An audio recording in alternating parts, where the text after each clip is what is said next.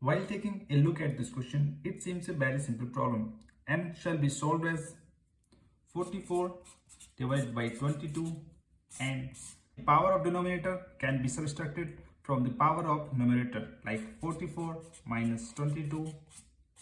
So the answer should be 2 to the power 22.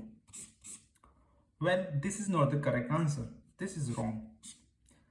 This question must be solved as 44 to the power 22 plus 22 upon 22 to the power 22, or 44 power 22 multiplied by 44 power 22 divided by 22 power 22, or 44 power 22 upon 22 power 22 multiplied by 44 power 22.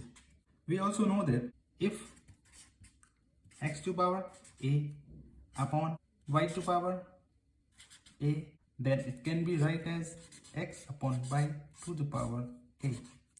So this should be solved as 44 divided by 22 to power 22 multiplied by 44 power 22.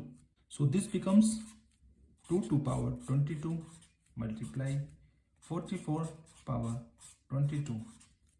We also know that if x to power n into y to power n, then it can be written as x into y to the power n. So this equation must be solved as 2 into 44 to the power 22, or 88 to the power 22.